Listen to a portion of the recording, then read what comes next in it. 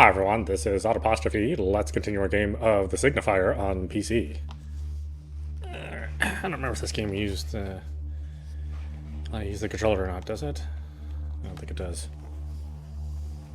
Or if it does, it wants to use the wrong controller, which is often the case.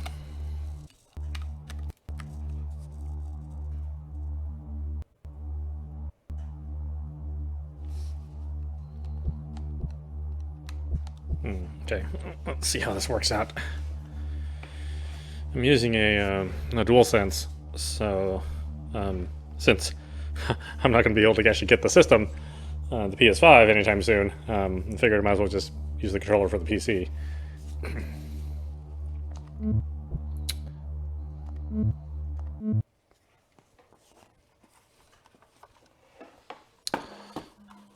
I know. What a monumental snafu from Sony. And really Microsoft too. They aren't any better as far as the pre-orders and how they handle them.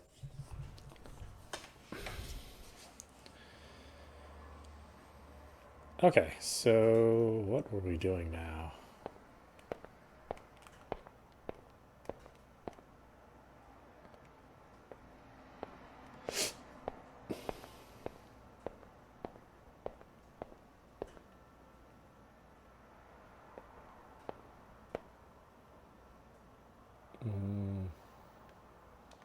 I've got nothing to put in there. There's been a lot of shutdowns lately, and this building's electrical grid is just as old. So I got a backup.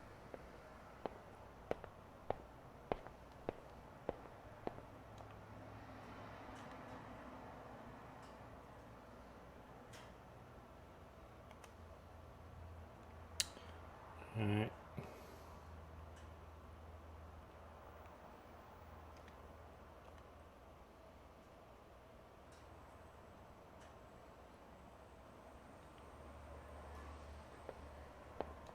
I should call Tom first.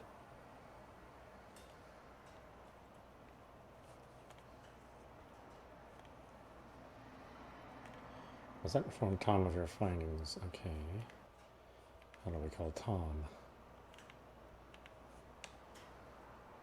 There we go.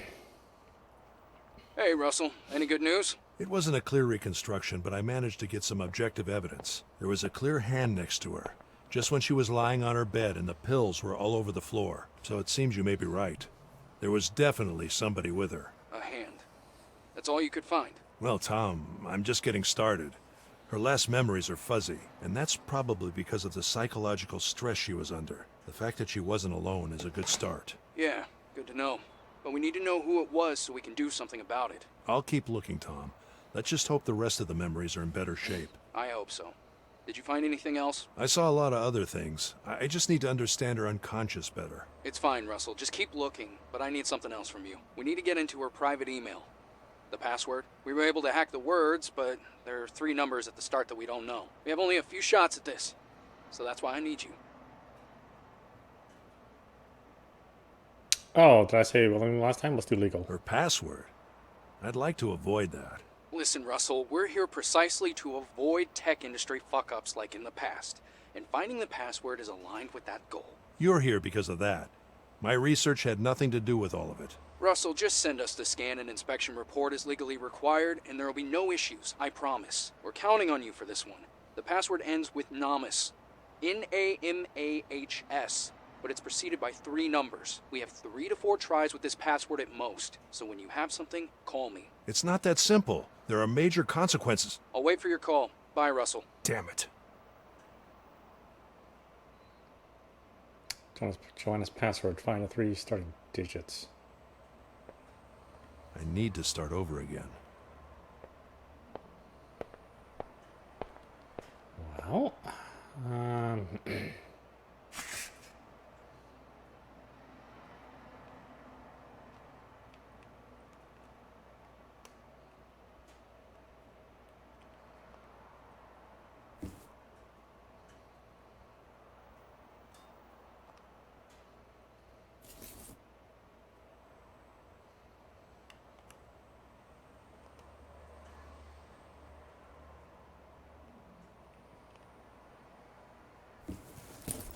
Ah, damn it.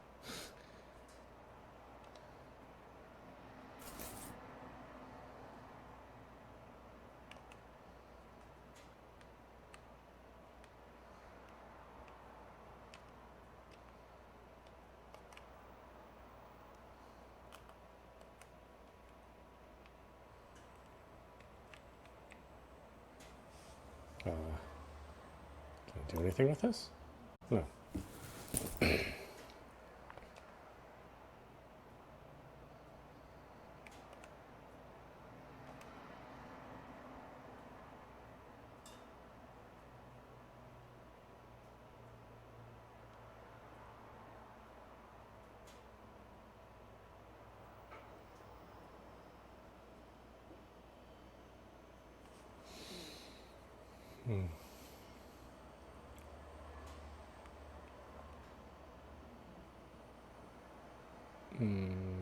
Okay, doesn't want me to jump back in.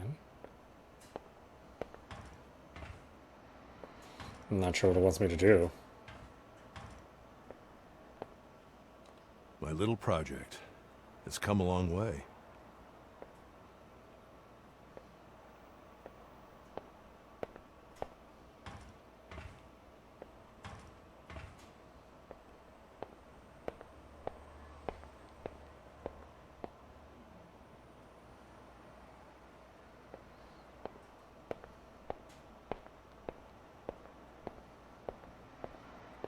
Upload is ready.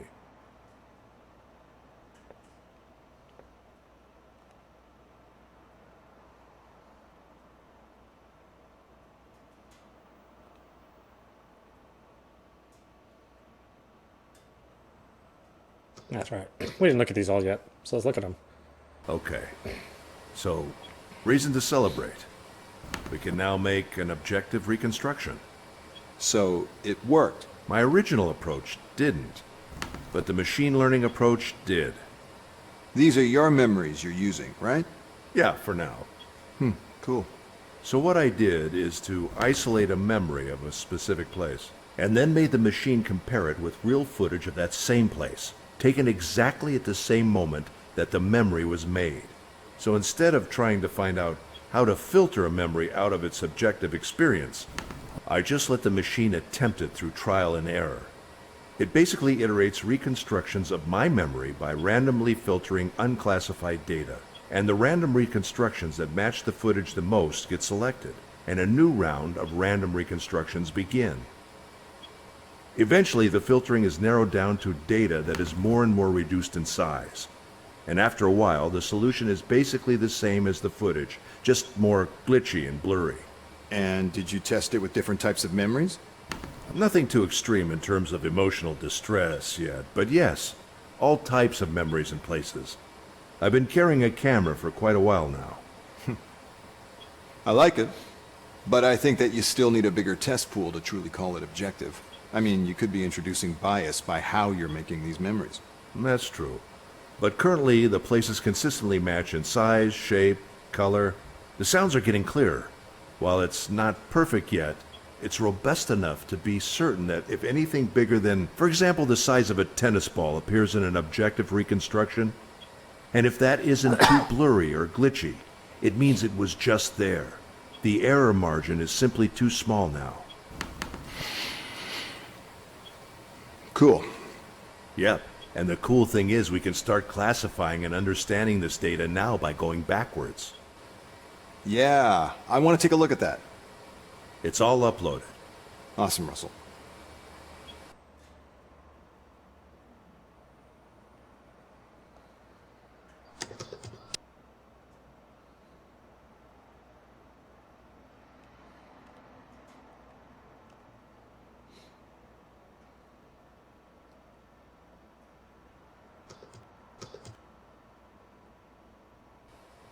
Okay, so now, besides switching states, we can actually sort of fast travel to different memories and events inside that memory.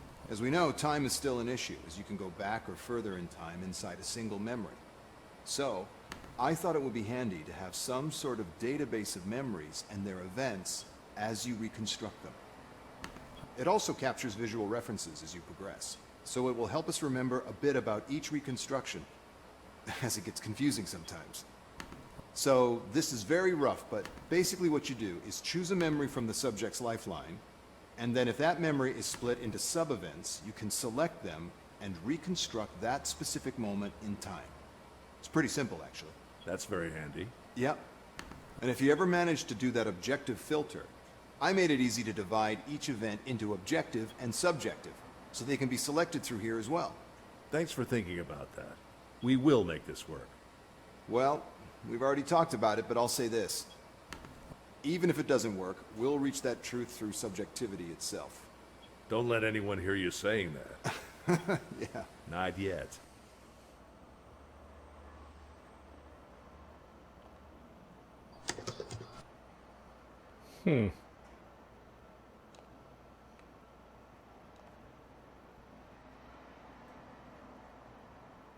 I see they put a lot of thought into this. Very minor upgrade to the control panel this week. If we discover raw data, then try to use it somewhere, and then forget to pick it up, Evie will know where we left it, so she can recall it. I put a small input there in the control panel to do just that. Perfect. I'm absolutely going to forget them. Yeah, I was thinking of you. Okay, on my side, I coded a small feature this week as well. If you need feedback from Evie about anything, she can now temporarily use more resources to process it. Technically, she will use more RAM to freeze a lot of secondary processes and then continue from that image. And if the RAM is not enough, she'll use our disks. So basically, a lot more processing power will be available for a few seconds, and the memory shouldn't shut down. Perfect. Great.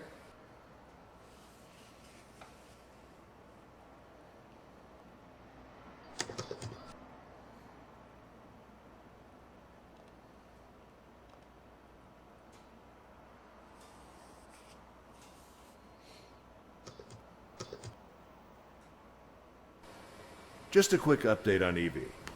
We've uploaded a few more natural language modules that have really improved her speech.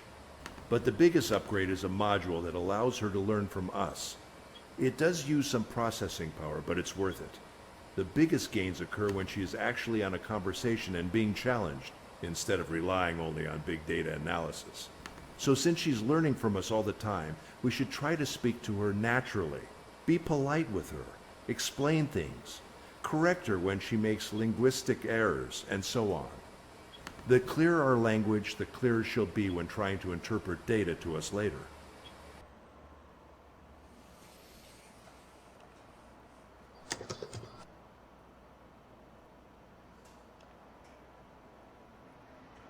Let's see, 6.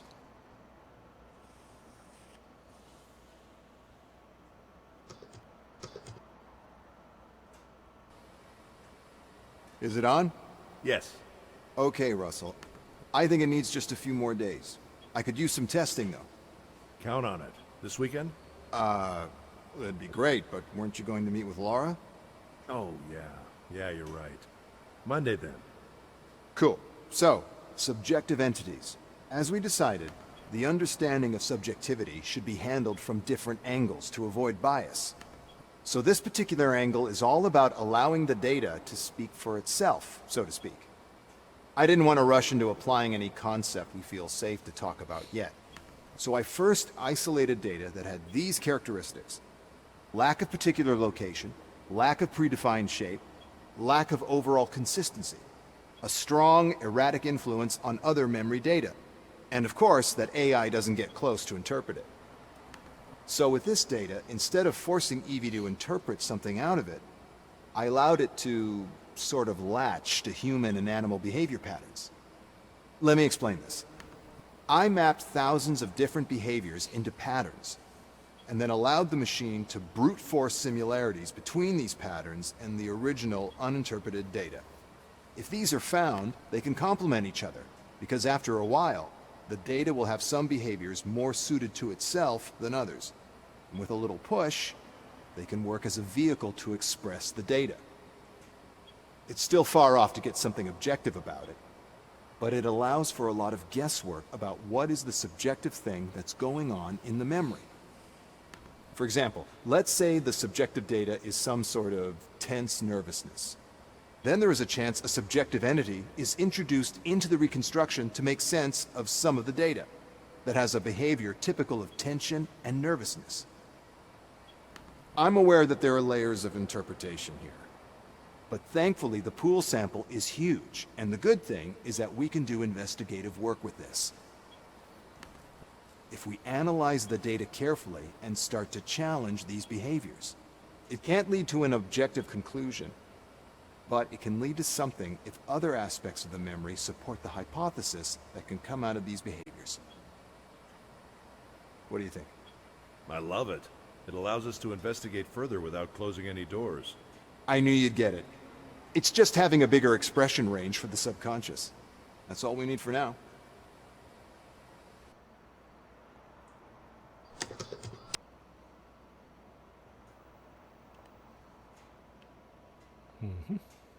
Time warps.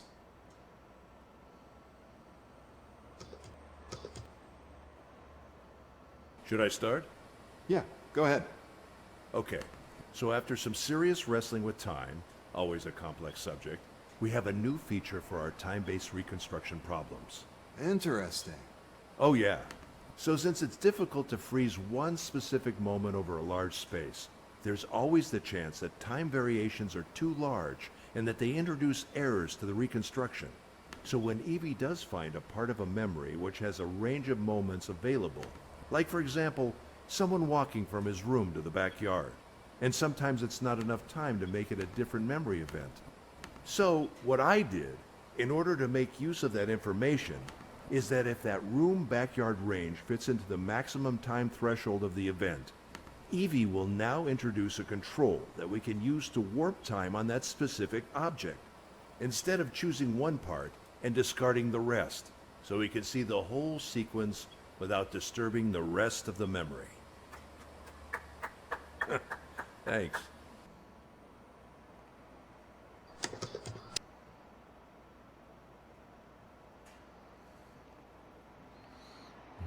Avatars.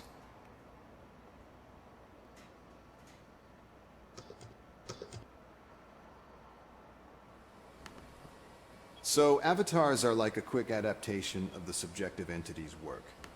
After a while, we've been able to classify subjective entities based on a few characteristics, like aggressiveness, amount of reaction to the other elements in the memory, and a big list that we can go through later. But what I discovered is that some of the entities are fully passive, meaning that they do not express behavior, but other entities do react to them. So they are part of the subjective behavior web, but passive. So what I did is make a small hack to use their influence at our will. So it allows us to investigate other entities. So we can control them. I wouldn't say truly controlling them, but we can move them around and see how they influence the rest of the subjective space. It's only a spatial thing for now, but it can be really helpful to study how the patterns react to each other.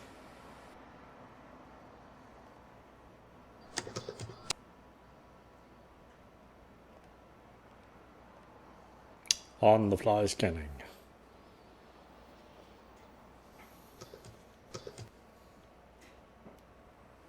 Okay, still working on the on-the-fly scanning project. It's still a long way to go, but I'm moving in the right direction. The head needs to be fully constrained, though. That's what I'm solving right now. Just moving a bit slow with everything that's happened lately. Yeah, logs will probably stop for a while, until things normalize a bit.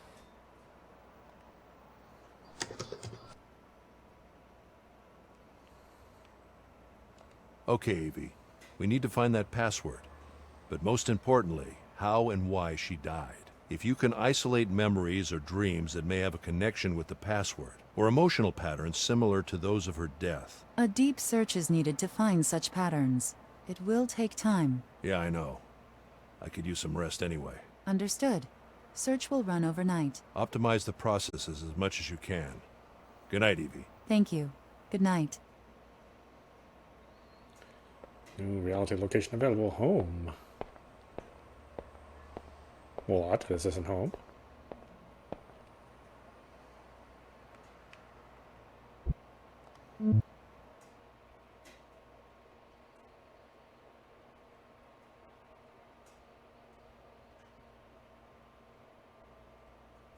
Home sweet home.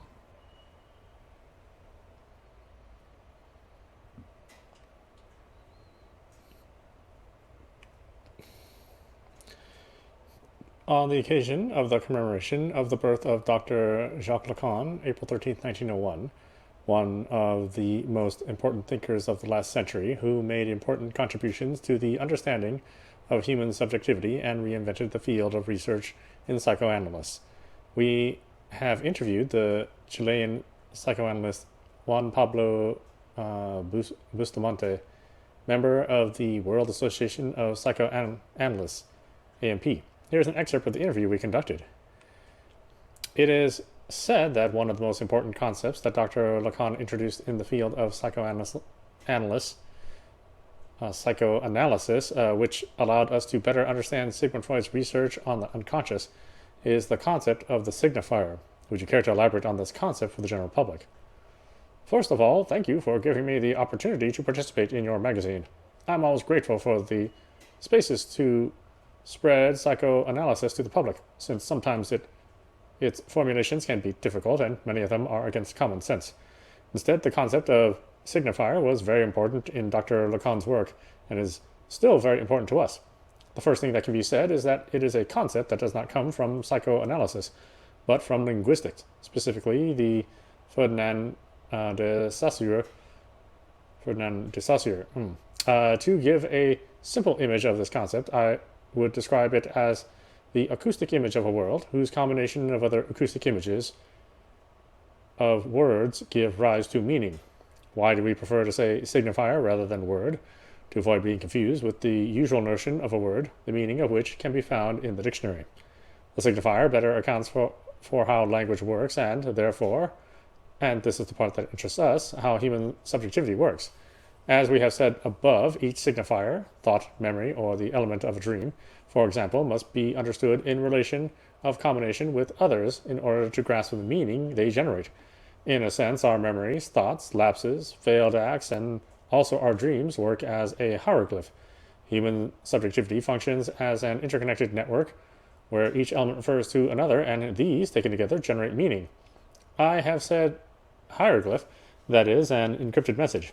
However, the way in which one element is related to another is usually like a metaphor. For example, for someone who consults us about pain in the foot, it could be that the pain is due to having taken a bad step at some point in their life. Of course, this also compromises the role of the reader or listener. It's not about making a dictionary of conditions and applying it to each person equally. It is the case of psychoanalysts. We play the role of the listener towards whom that message is directed, and, with the help of our patients, who provide us with associations of other signifiers or elements that are linked in this network, we can gather the encrypted meaning hidden from what torments them. The important thing is to understand that the unconscious, the human mind, is structured as a network of elements that co-determine each other, and that each of us has a unique configuration. Interesting. This way of understanding Freud's concept in the light of linguistics was a revolution in the world of psychoanalysts when Dr. Lacan introduced them. He also spoke of the master signifier. What does this mean? The question is interesting. It is a concept that is not easy to grasp. I would say that, to give a simple notion, it is a concept that Dr. Lacan created to account for why these elements that refer to each other are not infinite, but finally come to find a base meaning, so to speak. The signifier that could be the bedrock of our subjectivity is the master signifier, a signifier to which we cling and gives us the feeling of having a place in the world, as our insignia, our name in front of others, facing the world. Of course, all this is related to family history and the first encounters with those who took care of us, who wished us. That's incredibly clear. There's never enough time. A quiet night in my mostly quiet neighborhood. Is there any more lights around here? This place is dark as hell. Sometimes the best work happens at home.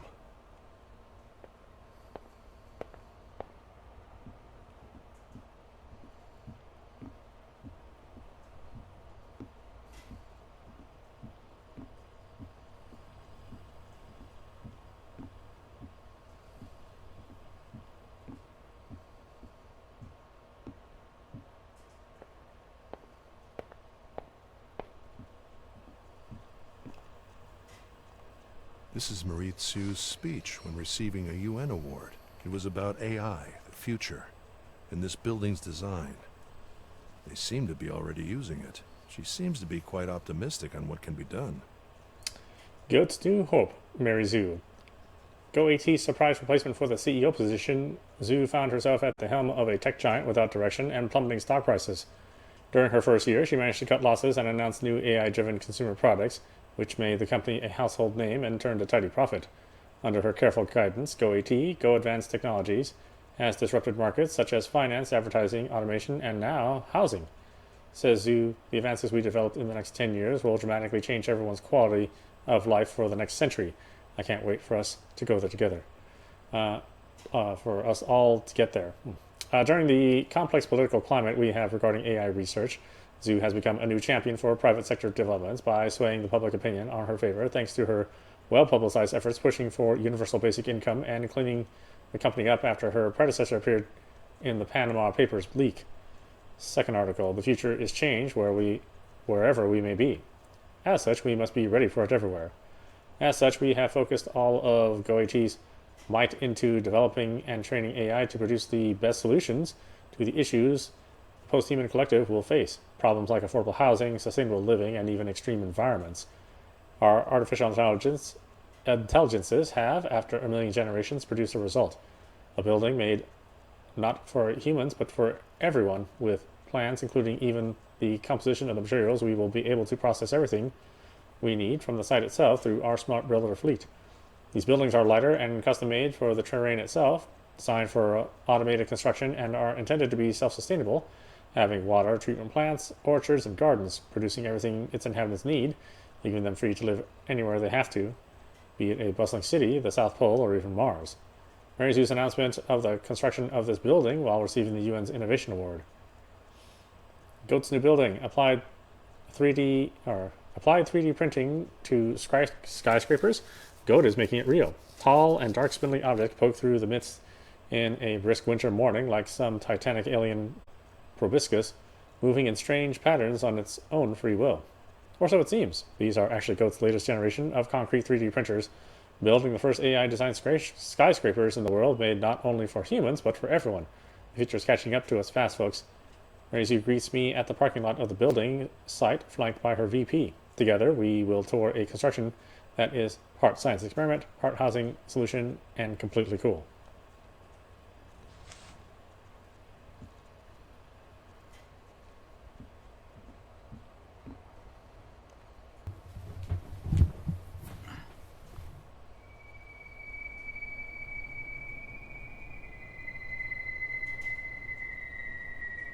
Ooh, cool.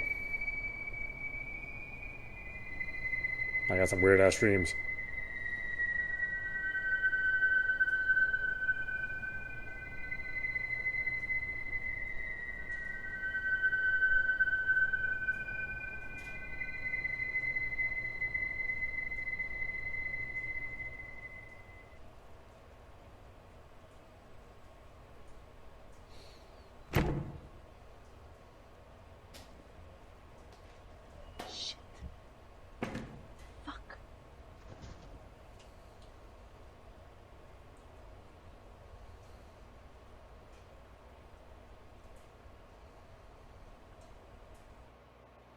Chapter 2, The Drive.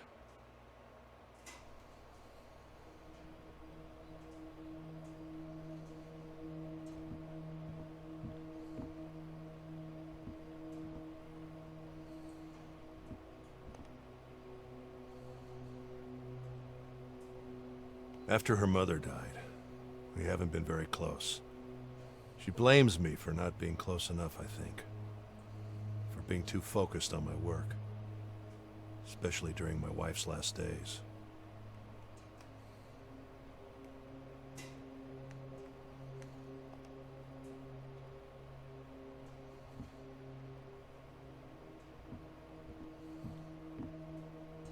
Peekaboo.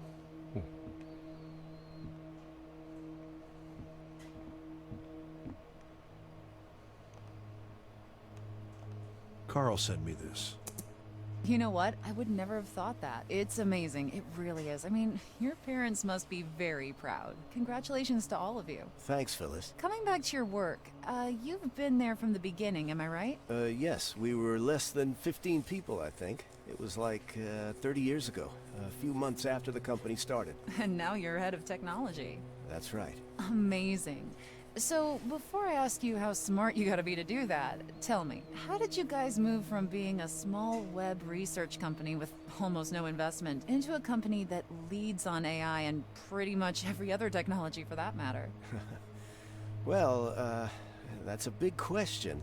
But from a motivation perspective, what drove the evolution of the company? Was there a master plan from the beginning? Did you think you would expand to so many areas of tech? Well, there are so many factors together. I mean, there's market share, emerging technologies, how what we already do can adapt to other markets, or let's say minimizing the risk, expanding.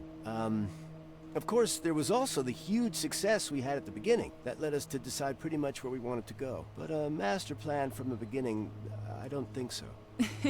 But there is one now. Well, you know, despite of what all the conspiracy memes tell you, there isn't. Just our strong core values. Yeah, helping humanity with technology, being the good guys, yada yada. Well, yeah, that's what we do. Yes. I just remembered a picture I saw like 30 years ago, showing Bill Gates' head next to an alien skeleton. The magazine found all these similarities and urged you not to use Windows. Well, I've seen thousands of those, and they won't go away.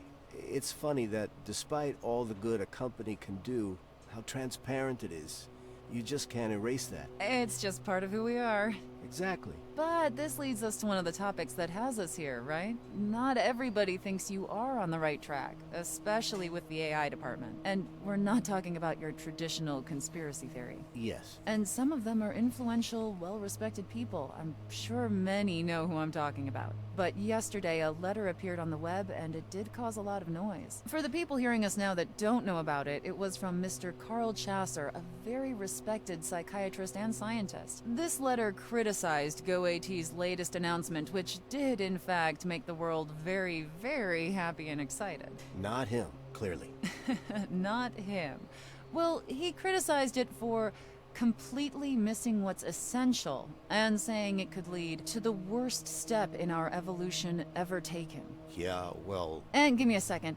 Then he says a number of reasons why this shouldn't be accepted by governments, and goes on explaining in a very, if I may say, and this is only my opinion, in a very sort of poetic but cryptic way. Well, to be honest, I wouldn't know where to start answering the letter, because the attacks are so surreal that we sort of would have to study the letter first and try to find out its meaning. Yeah, it is cryptic. Exactly. And you know what?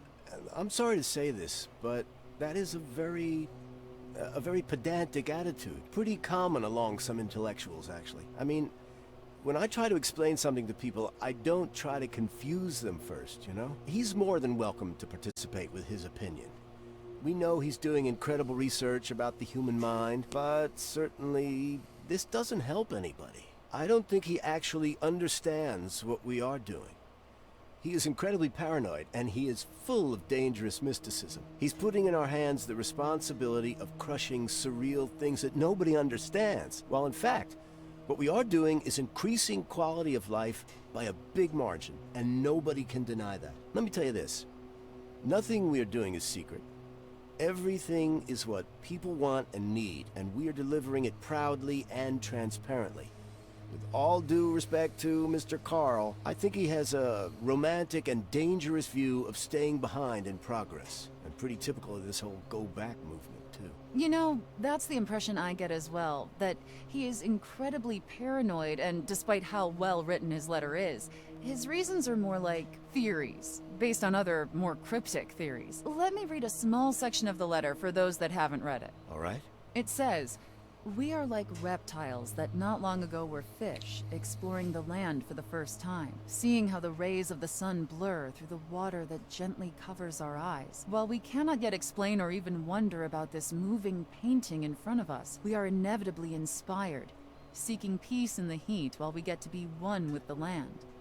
Then he goes, our greater tools are not the ones we know best, but all the complexity that hides behind our minds. Here we are now, beautiful reptiles, so far away from being human, thinking that because we found the trick behind the blurred sun, we now see far enough to define the range of what can be seen, and the full reach of our desires. I actually like the way he writes. And the fact that he is a scientist also is what makes people follow him so much. Well, that makes him intriguing, but does he give any real argument? Does he make any real point? Because you can't argue with poetry like that. That's not science. How much do we really know about his research, for example? I don't mean to discredit him or his partner, but we are talking about empiric, scientifically proved improvements here. That can only do good. So really, this romanticism is beautiful, but empty. When we went to the moon, you could have written a beautiful poem about the Earth and our lost relationship with it. And I bet that did happen. And it would be pretty and make sense, but would it have meant that we don't have to reach for the moon? It's like, oh, I don't even know how to answer him. I agree in the fact that the letter is almost like a poem, but he does give a few reasons, however cryptic. Would you like to go over some of them? We have a few minutes left. Of course. Okay, here's one. What they want to do is mix the unmixable. If you reduce human behavior to problem solving, then this problem solving eventually leaks into communication. And this communication is derived mainly from trial by error testing, since it would be an overpowered asset. However deep it might have been, you encourage a unidimensional form of life and you cripple all other dimensions. This isn't a problem on paper, but psychoanalysis has taught us that there is a balance between real accomplishment and effort. And from this balance, many forms of communication are partially generated, art and culture being two of them. If you suppress this with automation, you might end up needing it on a much bigger, dangerous, and ultimately unsatisfactory scale. It's a complex one. Okay, first, as I said, first we have to interpret all this from thin air, since no references are provided, and then accept the fact that there is no evidence provided as well. This should be enough to undermine any scientific discussion, but let's give it a shot. I think that what he is trying to say is that by improving ourselves with AI, we are basically destroying our social ability, our full spectrum as human beings, and even our chances to be happy, right? Yeah, I think so. Okay, so let me ask you this. So how is it then that with all the technology we already use day to day, the world is actually a better place than any other time on Earth? I do think there are arguments against that. We have our problems, but we are healthier, better fed, more educated. While AI houses do everyday things, we can spend that time with our friends, family, reading or exercising. We die older. We have never cured so many diseases, and the list goes on. The bad side of things, like global warming, poverty, or kids stuck on cell phones, are not technology's fault. It's us who have to learn to harness its power properly.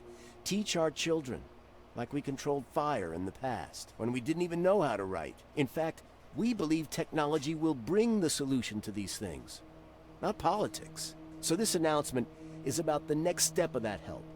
Less problems, more time, and even more energy to think big, to solve maybe even bigger problems. It's like using a calculator. You can do simple equations with your mind, a pen, and a paper, but you can't simulate quantum behavior without the help of a computer. So it's time the calculator becomes something more essential, something your instinct can depend on and use in a split second. It's just a tool. It doesn't stop making you who you are. That's just paranoia, the same that appeared on every other technological advancement. This is no different from other advances. It's just that because it's not an external tool, it makes some people nervous. I don't blame people really, but time will tell how good this is, like it always has. So, in a way, it's like being able to access more processing power on the fly, like an integrated calculator, but without changing the way thoughts are processed. Exactly. You will just have more tools at a faster speed without the need to use your cell phone or charge it. And therefore, we may make better decisions and solve more problems. Right. It will enhance your creativity and your life in general, but it won't change who you are, your emotions towards other people, and the way you socialize. You can have a drink from time to time and have a good laugh for no reason. It's only a fast access tool. I want to try it. You and everybody else. Okay, well, I think we're running out of time. Let me ask you one more thing. Go ahead. Do you have a master plan involving alien species? Oh, you got me. I knew it. Thanks for coming, Ted. I hope you can join me again soon. Just say the word. Okay, ladies and gentlemen, Ted Baza, Chief Director at GoAT's AI Department, once again kindly coming down to talk a bit about technology and the future. Thanks again, Ted. It's my pleasure. Now, let's get back to some music, and later I'll leave you with the great Rosemary and her new selection of today's artists. See you soon. Boy, that was very long.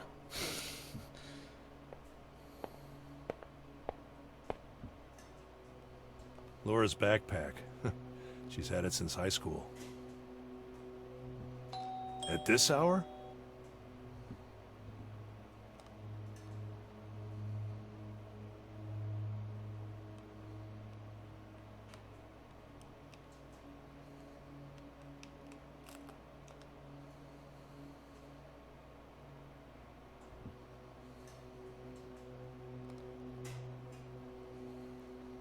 Boy, what's up with my pants?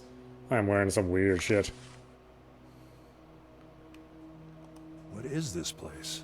What have you gotten me into, Tom? She was murdered. See for yourself. I know you can reconstruct it. Someone must have forced her to go to these horrible places. She wasn't like that. Her killer must be there. You have to expose him.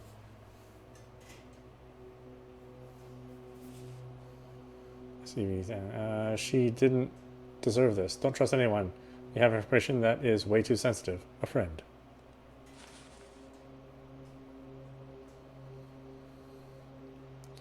You don't sound like a friend.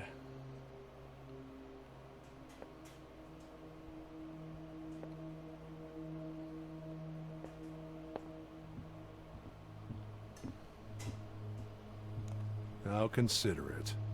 What a mess. A note from Laura. Hi, Dad. So here I am crashing at your house again.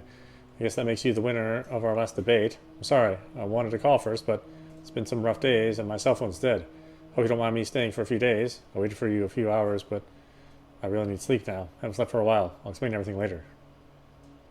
I'm not happy I was right. Laura. I wonder what she's up to. Not closing her door, huh?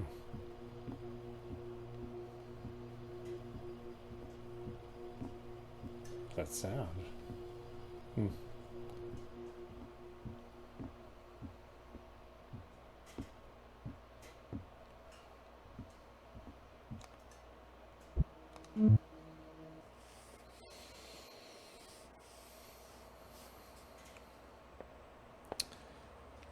Alright, why don't we stop it there? This is audapostrophe. You've been watching the Signifier on PC.